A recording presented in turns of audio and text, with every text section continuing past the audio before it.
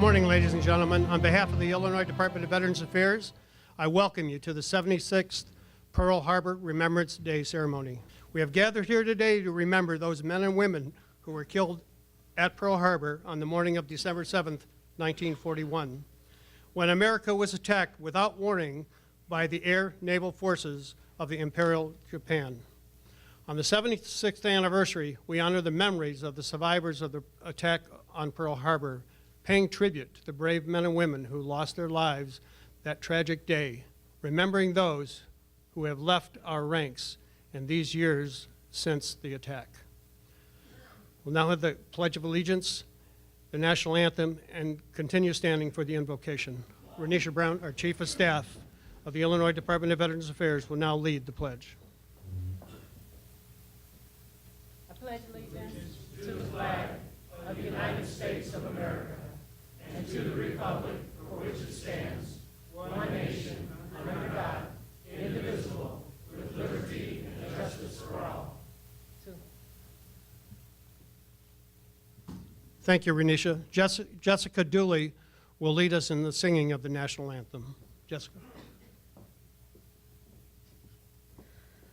Oh, say, can you see by the dawn's early light what so proudly we hailed at the twilight's last gleaming, whose broad stripes and bright stars through the perilous fight o'er the ramparts we watched were so gallantly streaming, and the rockets' red glare, the bombs bursting in air, gave proof through the night that our flag was still there.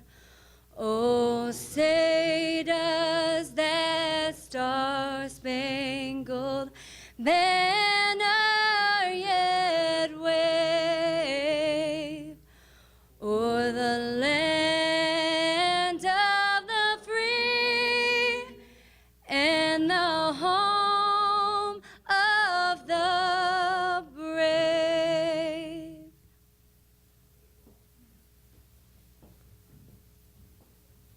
Please remain standing for the invocation by Chaplain Rick Reed from the American Legion Post number 73. Chaplain Reed.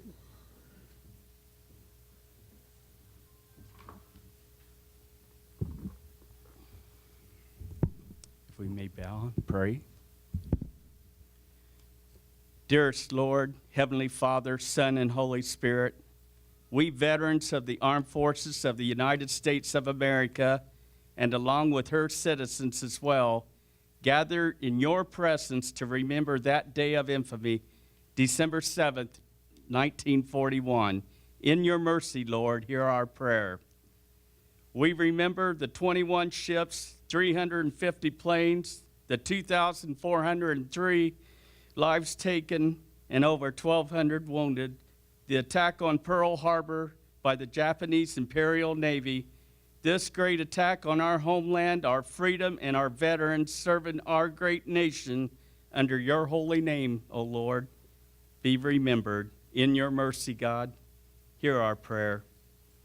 That those lives sacrificed, their names be found in your eternal book of life. In your mercy, hear our prayer. We also gather today to remember First Class Navy Seaman Robert, also known as Bobby Temple, who was born on January the 15th, 1922, who along with 428 brother veterans perished on the USS Oklahoma in the name of freedom. In your mercy, Lord, hear our prayer. Let us be humbled by their unselfish, faithful service, that you make your face shine upon their souls and give them your peace. In your mercy, Lord, hear our prayer. That we as nation who prays to you be faithful like Moses, that freedom not taken for granted, but upheld, as our flag and our great national anthem be heard in your heaven. In your mercy, Lord, hear our prayer. Master who art in heaven, we praise you, Lord, for the hard labor of the disabled American veterans, that out of their love and their caring, their hard efforts be recognized, respected, and felt. In your mercy, God, hear our prayer. So please, Lord, as this tribute of the service continues, let your presence bring to us your comfort, your peace, and Lord, your forgiveness and your love. In your mercy and love, Lord, please remain our guest. Amen.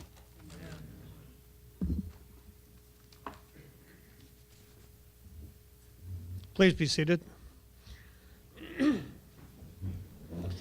We are very fortunate to have the use of this wonderful Elks Lodge here on the shores of Lake Springfield. We would like to give a special thanks to you, to Mr. Bobby Edwards and the Elks Lodge for hosting our event today. Let's give them a big hand. They did a good job.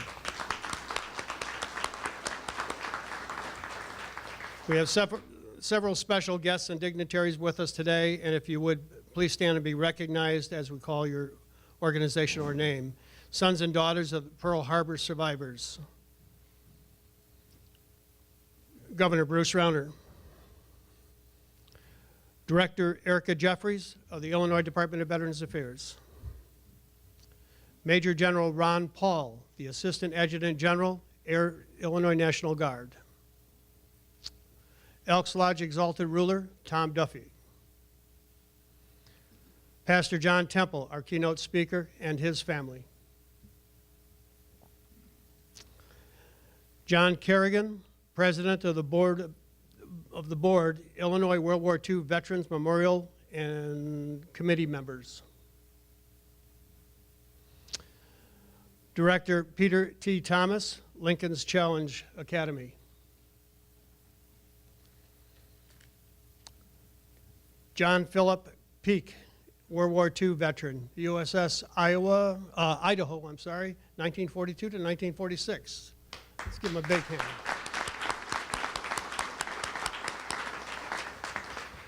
Bobby Edwards, Commander, VFW Post 10302.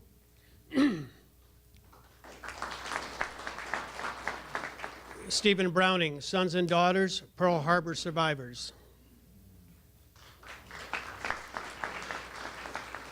Lynn Schindel, State Chairman, Pearl Harbor survivors. Thank you. Frank Tyree, Chief Bosun's Mate, retired. Commander Bobby Day, he's commander of Ship 32, Navy Club, USA. Bruce Hallam, National Junior Executive, Navy Club.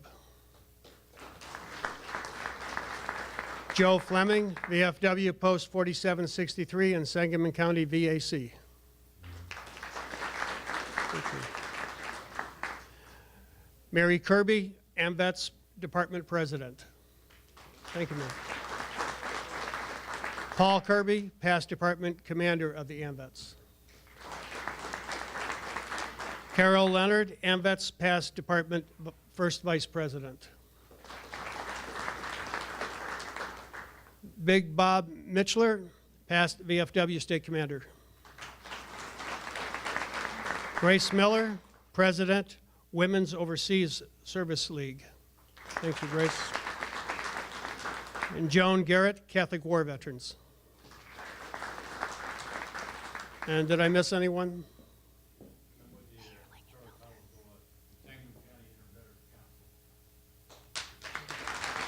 Thank you. And Mayor Lincolnfielder from Mayor of Springfield. Where are you at? There he is, over there. Thank you, sir, for coming. And now I'd like to call Exalted Ruler Tom Duffy to the podium for presentation.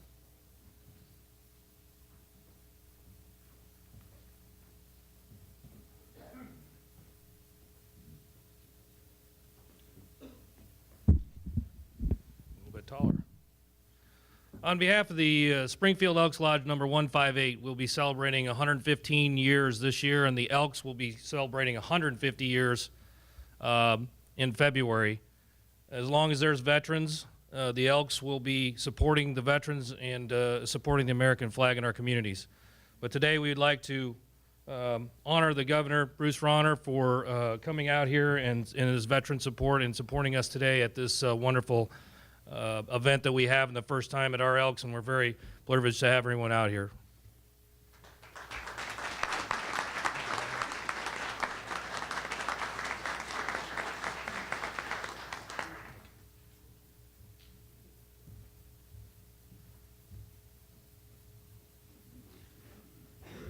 And it should be noted, too, this is the first time we've had a governor in 16 years come to this event. And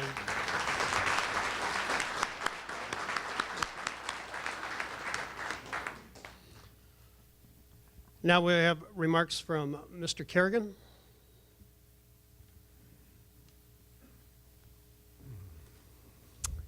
And good morning. Thank you all for taking the time out of your busy holiday schedules to attend the 76th Pearl Harbor Remembrance Ceremony. Very busy time of year for this.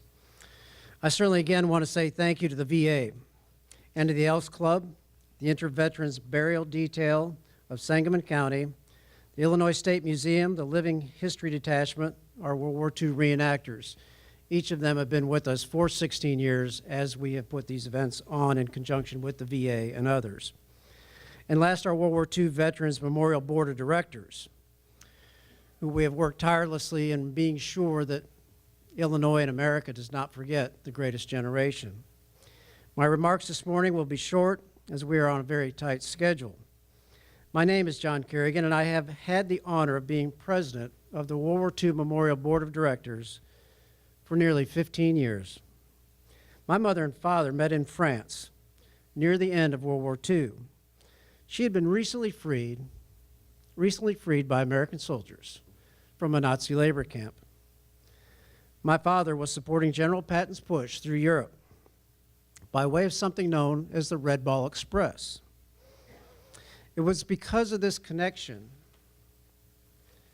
that I have been compelled to commit the last 15 years of my life, and probably more years to come, probably another 15 or 20, ensuring that America does not forget the sacrifice of the greatest generation, and in fact ensuring that America does not forget the sacrifice of each and every veteran.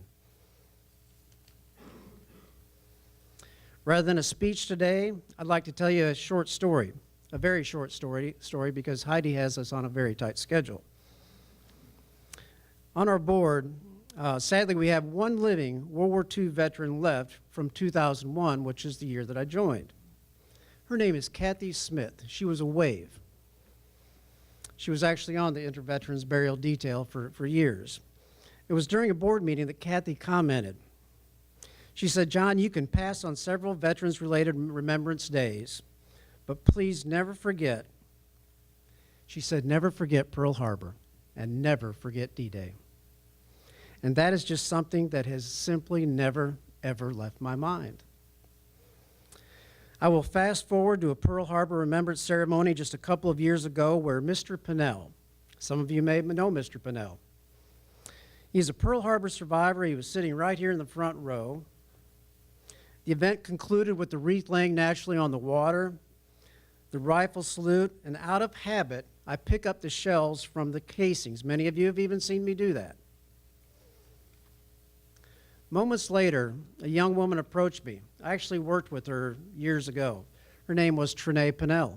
Hadn't seen her in 20 years. She approached me and she asked for one of the shells, as Mr. Pinnell was her uncle. I'm not sure, but I think the following year we had the Pearl Harbor survivors sit in the front row. There wasn't one seat. They were all empty. So Trinae left. She left that day with something that may be meaningless, may be very meaningless to some. It's just a shell. But to her, it was a token. That shell was a token of a memory of her late uncle. And because the remembrance ceremony, like this, just like this, that you've all come out to see, She has that memory, and she will pass that shell down to others. So, thank you all for being here, and on behalf of Kathy Smith, who asked that this day never be forgotten, on behalf of all the Pinnells who have a Pearl Harbor Remembrance shell, I want to say thank you. Thank you.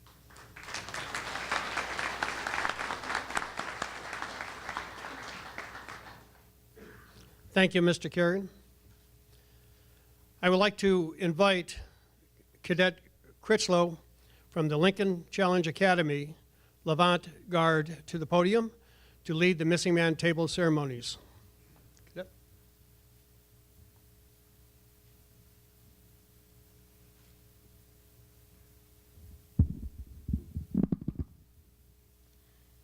As you entered the room, you may have noticed a table at the front. To call your attention to its purpose, it is reserved to honor our missing comrades in arms. Set for 5, the empty plates represent Americans still missing from each of the 5 services: Army, Marine Corps, Navy, Air Force, and Coast Guard. This honor ceremony symbolizes that they are here with us, here in spirit. Some here in this room were very young when they went into combat. However, all Americans should never forget the brave men and women who answered our nation's call to serve and serve the cause of freedom in a special way. I would like to ask you to stand and remain standing for a moment of silent prayer as the honor guard places the 5 service covers on each empty plate.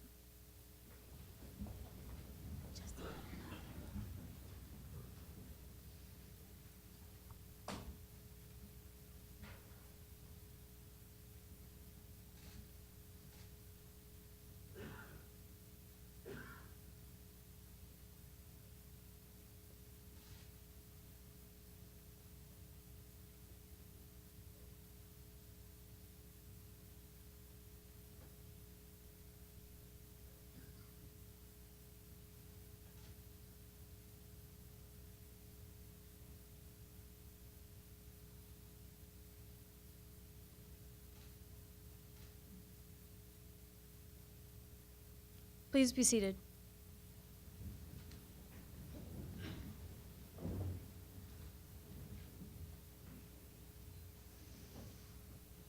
I would like to explain the meaning of the items on this special table. The table is round to show our everlasting concern for our missing men and women. The tablecloth is white, symbolizing the purity of their motives when answering the call to duty. The single red rose displayed in a vase reminds us of the life of each of the missing and the loved ones and friends of these Americans who keep the faith awaiting answers. The vase is tied with a red ribbon, symbol of our continued determination to account for our missing. The candle is lit, symbolizing the upward reach of their unconquerable spirit. A slice of lemon on the bread plate is to remind us of the bitter fate of those captured and missing in a foreign land. A pinch of salt symbolized the tears endured by those missing and their families who seek answers. The bound text is a book of faith to represent the strength gained through devotion to sustain those lost from our country. This glass is inverted to symbolize their inability to share this day's toast. The chairs are empty. They are missing. They are not here. Remember. All of you who served with them and called them comrades, who depended upon their might and aid and relied upon them, for surely they have not forsaken you. Remember. Remember, until the day they come home. Remember. Present. Arms. Order. Arms.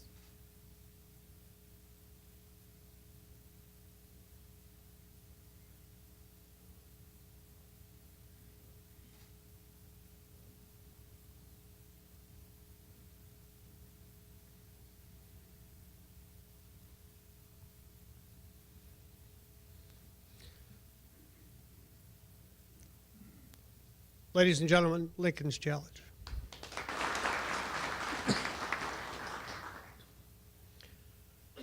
Now I'd like to welcome Major General Ron Paul, the Assistant Adjutant General, Air Illinois National Guard.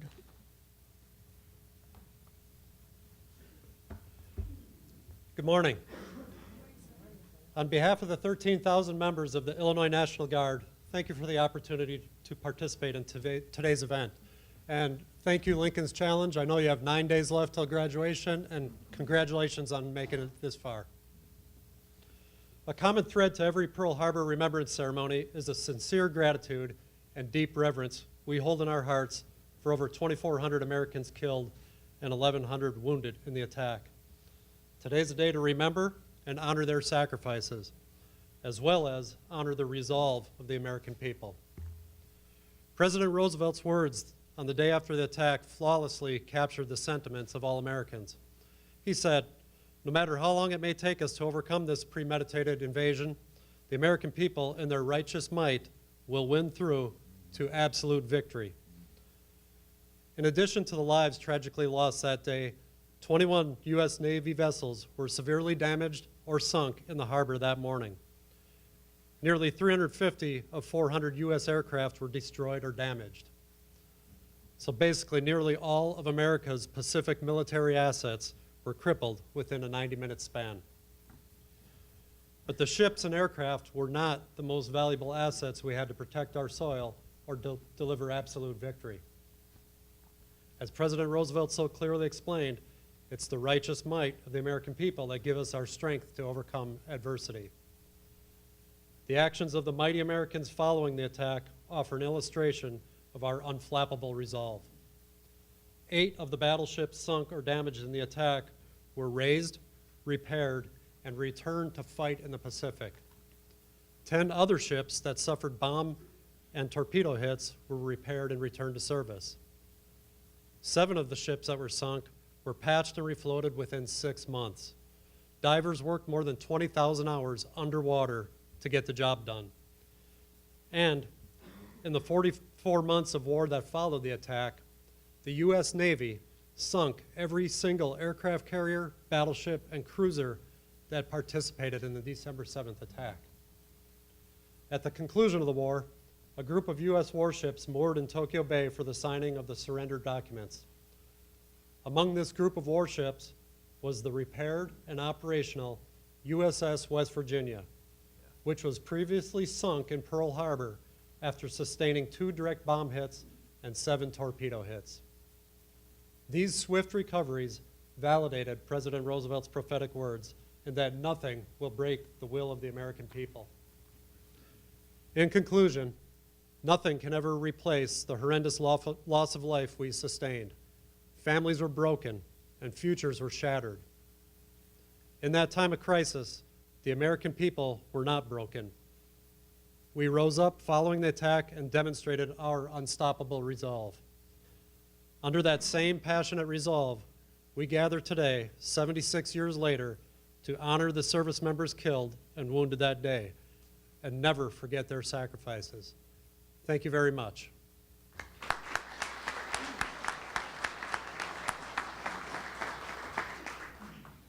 Thank you, sir. Our keynote speaker today is Pastor John Temple. Pastor Temple served in the United States Navy from 1966 to 1970. He was honorably discharged in 1970 as a second-class petty officer, data processing technician. After the Navy, he enjoyed a 20-year career in the IT division of the Incorporated in St. Louis, Missouri, where he served as Vice President of Employee Relations and Training. Since 1996, he has served in the leadership position at Faith Family Church, a non-denominational church in Shiloh, Illinois. Currently, as co-executive pastor, he shares the responsibilities of overseeing the day-to-day operations of the church. Pastor Temple is the nephew of Seaman First Class Robert Temple, who, while lost at Pearl Harbor, was brought home to his family this year. Thank you, sir. Thank you so very much. Oh my goodness. I am so honored to speak today. I may get a little emotional So just bear with me. There's parts of this that I may need to read because of the emotions, so just bear with me. Thank you. On behalf of the Temple family, I just want to take a moment and thank Governor Ronner for being here today, the dignitaries, and all of the veterans that are here today. This is a great day. This is a great day that we've gathered together here to honor our brothers and sisters that were there that day, December 7th, 1941. And I got to say, it's a bit humbling to stand here and be asked to share my family and my story when I'm in a room where there's so many stories, and the magnitude of those stories and the magnitude of the courage in those stories that you have, and the sacrifice of those stories. So it's a bit humbling for me. I'm going to share a story about my Uncle Bobby, and it's also a story about Pearl Harbor. Robert Monroe Temple was born, as they mentioned, in 1922 in Wathena, Kansas. And Wathena, Kansas is just right across the river from St. Joe, Missouri. And Bobby was born into a family. Ultimately, there ended up being 6 children, and and my grandfather and grandmother lived in a 2-room cabin. They were sharecroppers. They were very, very poor sharecroppers. Well, they were good at sharecropping. They were just, financially poor, I should say. And they had a challenging life, but there was always joy and an abundance of joy in Bobby's home. They made a happy life there in Wathena, Kansas. My dad took me back to see the place. My dad was Bobby's older brother. And when I was a young child, my dad took us back, the family, to see the family home place there in Wathena. And I'm telling you, it looked like something Abe Lincoln would have been born and raised in. It was primitive. There was no running water. There was no electricity. The outhouse was 50 yards from the house. But they made a living out of it, and one of the ways they made a living out of it is due to the scarcity of funds. My grandfather would often ask Bobby and my dad and the other boys to forego going to school and help as a farmhand in the fields, and they were always glad to trade school for work. They would rather work than go to school. My Uncle Bobby's, when he was 16, this is my Uncle Jimmy, who is a survivor. He is alive and well today. My Uncle Jimmy was Bobby's younger brother, and he had a vivid memory of my Uncle Bobby. When he was 16, Uncle Bobby got a guitar. Somehow the family has no idea how he got that guitar. And he learned how to play and sing the classic Roy Acuff, Great Speckled Bird. And my Uncle Jimmy made me sing that at Bobby's memorial service, and the rest is not even history. 1940, when Bobby turned 18, he joined the Navy, and after boot camp, he was stationed on the USS Oklahoma. The letters that we have, and we have a good deal of letters, indicate that Bobby was absolutely thrilled with being on the Oklahoma. My Uncle Jimmy said, well, think about it, John. He had electricity, he had running water, and he had inside restrooms. To Bobby, it was like living on the Ritz. He was well off on the Oklahoma, so he loved it. In the summer of 1941, while the Oklahoma was in dry dock in San Francisco, Bobby met a young nurse named Ann. And it was San Francisco, so guess what happened? They fell in love. And Ann was vacationing in San Francisco. So Ann writes her parents in Montana and says, hey, I ain't coming home from this vacation. I am staying here in San Francisco because I have met the man of my dreams, the man I'm going to marry. So they dated over the next few months, and in the fall of 1941, the Oklahoma set sail for Pearl Harbor. Well, Ann and Bobby continued to write one another and craft their dreams of the future. One of those letters that Bobby wrote back home said that he was going to marry Ann in a year, and he was going to buy a new car, and he was going to He was going to buy a new house for them. And I don't know, I think we got a good representation of Navy people here today. But Vicki and I lived on E3 pay, and buying a house and a car wasn't in our budget, and I don't think it would have been in Bobby's. But I loved his optimism. He had dreams of the future. At Pearl Harbor, he had a Navy buddy named Dean Creek. Dean Creek was stationed on the USS Nevada. It was just a few ships down on Battleship Row. And Dean was the ship's bugler. Dean kept a journal. He's one of these guys that kept a journal. And many of the journal entries that Dean made referenced Bobby. And our families had gotten connected over the years, and the Creek family sent us all the references that Mr. Creek had written in there about Bobby.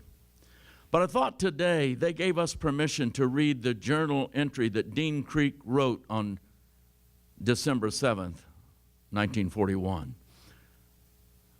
Got up about 5:30 and took a shower, laid around until chow time, 7:15. Went to play colors at 7:45 and noticed some planes hedge hopping in the northeast, and then saw some planes high overhead. Soon they dived on Ford Island and dropped bombs, and about that time we had turned around and started playing colors. As we were playing colors, we heard machine guns, and a plane flew close to our ship, and some of those bullets went through our flag. Then we saw a plane flying slowly towards the Oklahoma and dropped a torpedo, which hit it. And when we saw and heard the explosion, we headed for our battle stations.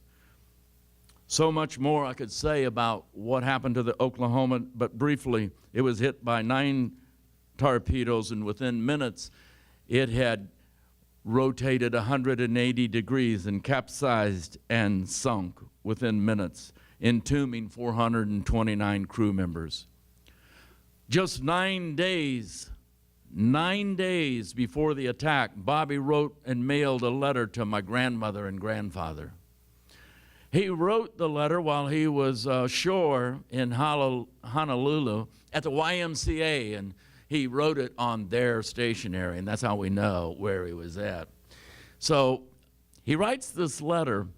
I'd like to read just a moment, or just a few words out of it. Take me a moment here. Dear folks, this is 9 days before the attack. Dear folks, I drop you a few lines tonight as I am just about ready to go back to the ship. And I had a picture taken of me last Saturday when I came to town.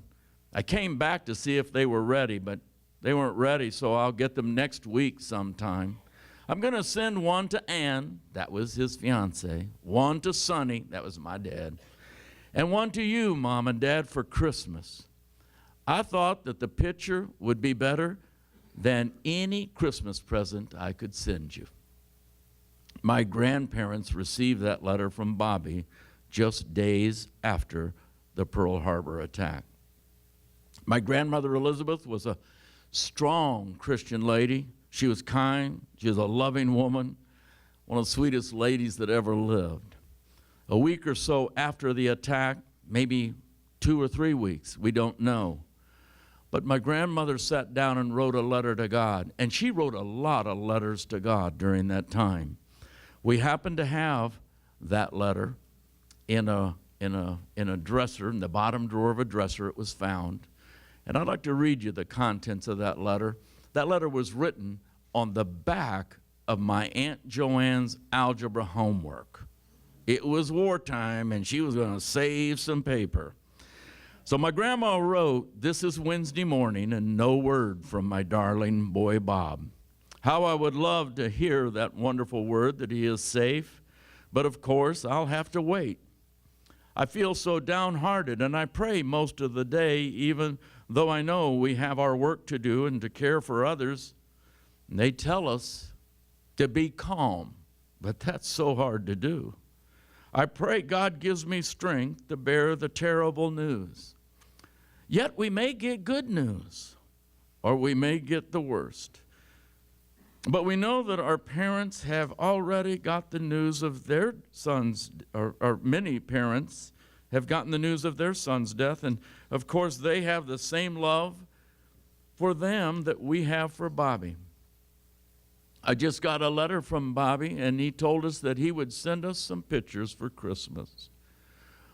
Well, help me, dear Lord, and comfort me. I'm glad, dear Father in heaven, that I can tell you how I feel when no one else could understand. I feel so much better when I can be alone and pray to you. I'll wait for a while, for I don't know when we'll hear from Bob, but until then, I'll just have to wait.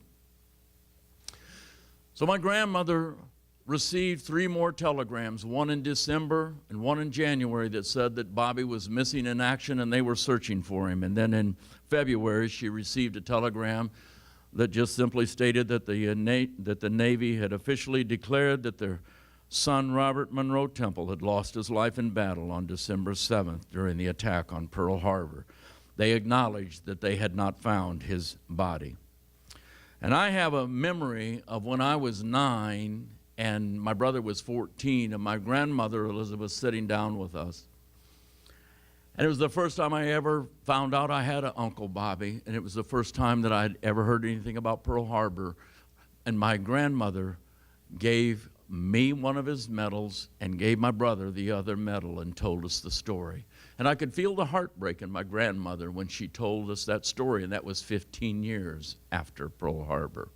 She was still a heartbroken lady. But she stuffed it down, and she put on a lot of love and a lot of joy, but deep down there was still that hurt. My dad took the medals away from us immediately and probably thought we'd sell them at school or something the next day. Oddly enough, we never saw them again. The journey of our family is like many MIAs, and the fact that Bobby's body was never identified left family members with a slight hope that maybe someday, somehow, some way, Bobby's going to show up alive. So they never dealt with their grief. They never told stories about Bobby. They seldom even mentioned his name. They never had a memorial service. They never had a funeral service, because maybe just someday, maybe some way, he just may show up alive. And I remember my mother driving down the street and stopping the car and turning it around when she'd see a Navy man to just see, is that Bobby? So much silence and no closure. I think over the years that most of the family really, though, came to inward realization that Bobby would never be found and he'd never be coming home. But then a miracle happened. In March of this year, my Uncle Jimmy received a phone call from the U.S. Navy, and they told him the news that through DNA samples and testing that they had identified my Uncle Bobby's remains. And after years of uncertainty, this closure was extremely comforting to the Temple family, because now we knew the truth. And the truth was, Bobby was found, and Bobby was coming home. Coming home meant that after 75 years of waiting, we all could gather around and have that opportunity to put our hands on Bobby's casket and give a World War II hero the honor that he deserved for sacrificing his life at the age of 19 for the cause of freedom. And man, we had a memorial service for my Uncle Bobby in Shiloh, Illinois on June 17th, and it was a day like no other. So many people came. 4 miles of flags were put out on both sides of the road, and so many other veterans came to honor Bobby, and the military brass from Scott came, and mayors and policemen in our community turned out en masse. People lined the 4-mile motorcade, and as we drove that motorcade, we saw little Boy Scouts out there saluting the motorcade, and we saw men and women, young ones and old ones, and people in uniforms and people in wheelchairs. People just turned out by the mass to honor as we just drove down the road, lined with flags. It was a day that made us all feel proud to be an American. Earlier, I had mentioned how Bobby's friend, Dean Creek, was a bugler and had It was playing colors on the USS Nevada that morning. 2 years ago, Dean Creek passed away, but his son, Arnie Creek, was also a military bugler. And when Arnie Creek found out that we were going to have a memorial service for Bobby, his father's good friend, Arnie Creek drove 300 miles to come to that memorial service and play taps to honor Bobby and to honor his dad. It was a day like no other. Bobby's final internment was at the National Cemetery in Hawaii, where it rests today, and it will rest until that day of resurrection. And in conclusion, I want to mention that we have really one individual that I'd like to mention, because without this individual's efforts, we would not have the closure that we've had. And that individual is a man by the name of Ray Emery. Today, December 7th, Ray Emery is in Hawaii. He's 96 years old, and I guarantee you that he will be at the ceremonies in Hawaii at Pearl Harbor today. Ray Emery, his story, quickly, is this. He was a Pearl Harbor survivor, and he didn't go back there until he was 80 years old. And when he went back there, he was looking for his friend's grave. And when he went to the cemetery said, "We don't know where your friend is at. We assume he's in one of the mass graves, but we can't tell you where." Ray Emery said, "That is unacceptable." Ray Emery, at 80, began a campaign writing every congressman, writing the Pentagon, writing everybody he could write to campaign so that there would be somebody that would give attention to identifying these fallen veterans. And they did. Bobby found his friend, and then Ray Emery found his friend, and then Ray Emery set out to find my Uncle Bobby, and he did. And he's found over 60 to 70 of the Oklahoma sailors have been identified because of Ray Emery. Never forget the power of one person. Today, we want to thank Ray Emery, and I want to thank you for coming here today to honor my Uncle Bobby. God bless you.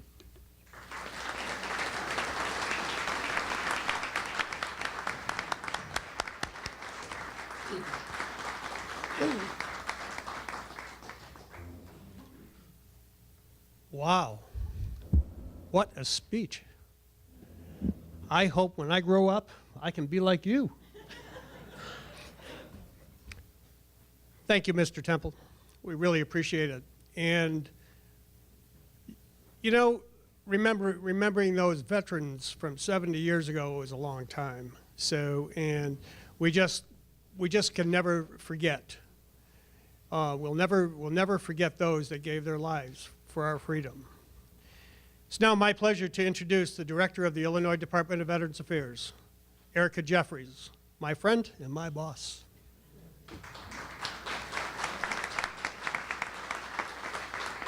Thank you, Harry. And Pastor Temple, thank you.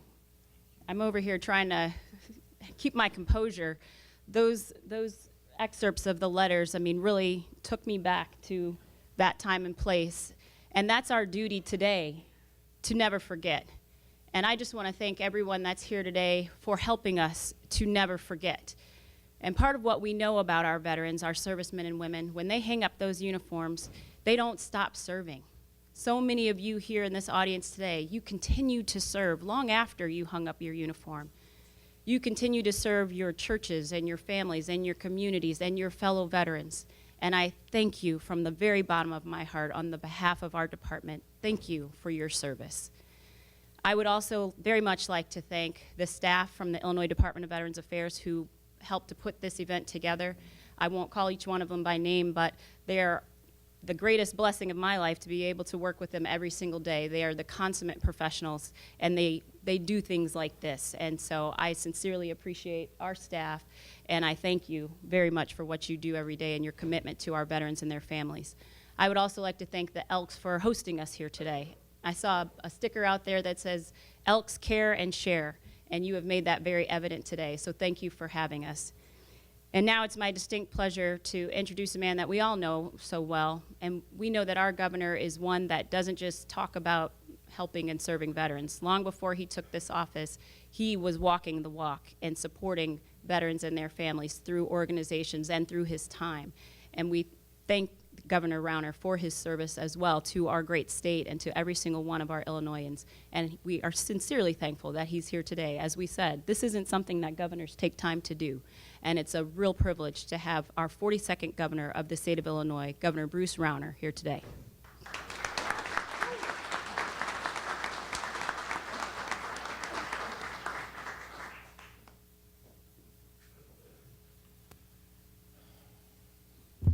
Good morning.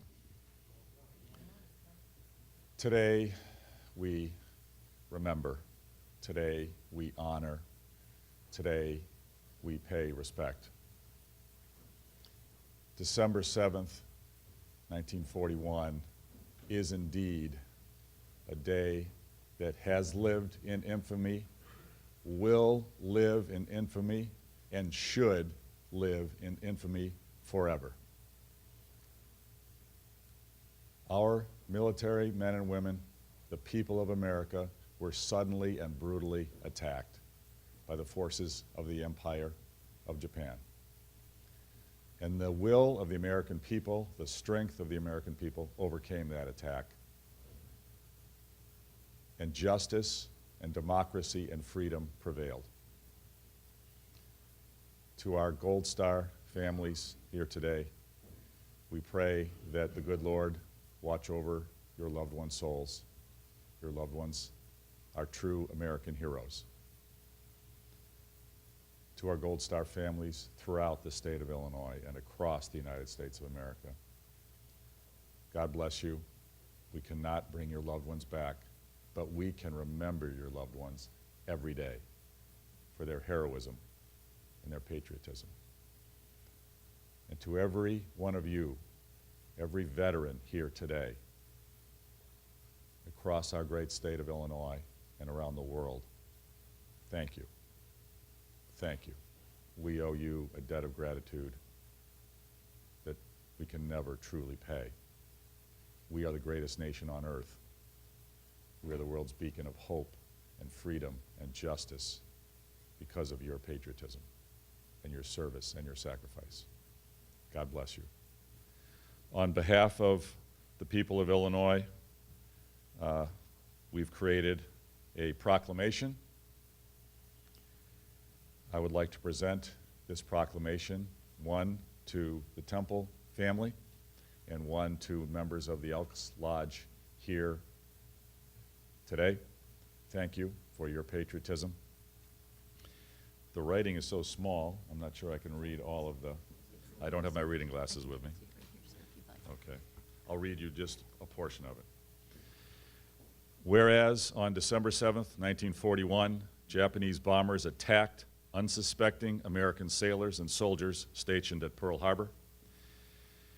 During that attack, more than 2,000 Americans were killed, including 50 servicemen from Illinois, and another 1,000 who were wounded during the bombardment. In response, President Franklin Roosevelt and Congress promptly declared war against Japan and its allies, therefore entering World War II. United States sailors, soldiers, and airmen performed superbly on all fronts. Together, a grand coalition of French, English, Russian, and American servicemen conducted mass campaigns and operations within the Pacific, African, and European theaters. Whereas on May 7th, 1945, Germany surrendered, soon followed by Japan's surrender on August 14th of that same year. Whereas during the war, more American sailors and soldiers were mobilized than at any other time in our history. By war's end, more than 8 million Americans were serving in the Army alone. Thanks to the Grand Coalition, our servicemen, and all those at home who contributed to the war effort, the world has been made safer for liberty and freedom, the rights of all people everywhere. This year marks the 76th anniversary of the attack on Pearl Harbor, the 72nd anniversary of the end of the Second World War. We can never repay all those who faithfully and honorably served during the war, but we will always remember what they did and fought for. Therefore, I, Bruce Rauner, Governor of the State of Illinois, do hereby proclaim December 7th, 2017 as Pearl Harbor Remembrance Day in Illinois, and order all persons or entities governed by the Illinois Flag Display Act to fly their flags at half-staff on such day from sunrise until sunset today, in memory of all the heroes who died in the attack on Pearl Harbor, and in tribute to all the men and women whose sacrifices made the world safer for liberty and freedom. On behalf of the people of Illinois, I'd like to present this proclamation to you.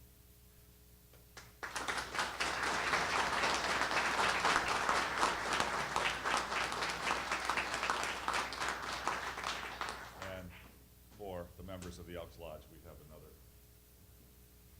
copy of the proclamation as well. God bless you. Thank you for all your great work. Thank you.